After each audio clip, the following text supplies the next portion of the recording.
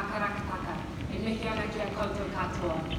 Kia ora everyone, my name is Kenna Sherwood-O'Regan and I'm speaking to you today as a proudly disabled Kai Tahu woman from Te Waiponamu, the South Island of Aotearoa, New Zealand.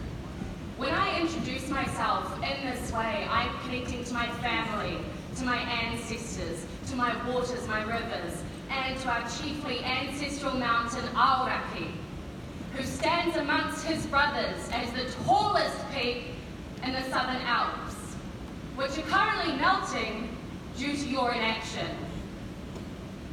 As Indigenous peoples, we come here every year, often on our own dime, to advocate for our peoples and for our lands because it is what must be done. We're constantly forced to fight for our rights to be included. And while we acknowledge the importance of the local communities and Indigenous peoples platform work plan being adopted at this session, we can't help but feel the irony of your refusal to include human rights and Indigenous peoples' rights in Article 6, when we know that market approaches have already directly harmed our communities. Our knowledge cannot be upheld if our rights are not upheld. You treat negotiations like a zero-sum game where you make deals behind closed doors, trading off our rights for the profits of the very corporations who caused this problem in the first place. But you forget that we cannot negotiate with nature.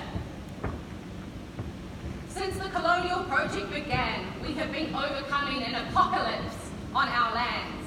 This has embedded patriarchy, homophobia, ableism, transphobia, white supremacy, and systemic oppressions in our national and international mechanisms. When you silence us, you deny yourselves learning from our ways, and you continue to sideline those who have real solutions for all communities. We are experts on climate. We are the kaitiaki, the stewards of nature. We know the legitimacy of our voices, and it's about time that you recognized it too. Hear our stories, learn our histories, stop taking up space with your false solutions, and get out of our way.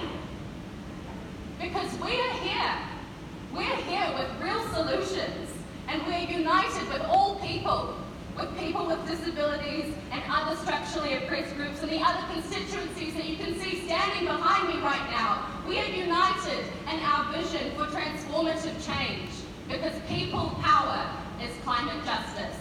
Kia ora koutou katoa.